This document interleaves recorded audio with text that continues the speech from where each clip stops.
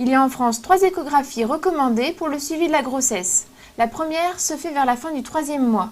La première échographie est importante sur le plan d'abord de confirmer l'évolutivité de la grossesse, de confirmer le nombre d'embryons, de s'engager dans tout le dépistage de trisomie 21. Et puis également, au premier trimestre, on peut déjà avoir une étude morphologique assez détaillée de l'embryon et avoir accès à un certain nombre de pathologies sévères. Et quand elles sont là, autant le savoir le plus tôt possible.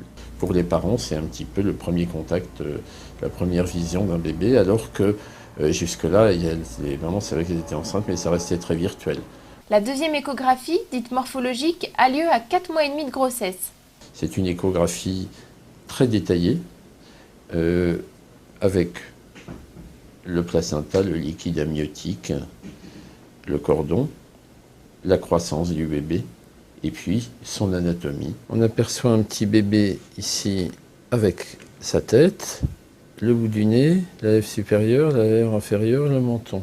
On a regardé ce qu'il faut regarder habituellement et tout va bien. Il faut toujours souligner qu'une échographie, même faite dans de bonnes conditions, ne verra jamais tout.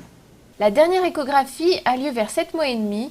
Elle permet de contrôler le bien-être du bébé et de préparer la naissance. Et puis l'échographie du 3e trimestre, très bien.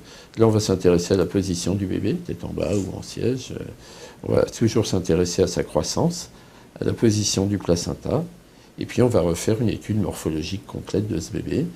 Pas tellement pour trouver des malformations gravissimes, parce qu'elles ont été dépistées normalement bien avant, mais surtout pour trouver, et c'est très intéressant, des anomalies qui peuvent modifier la prise en charge à la naissance.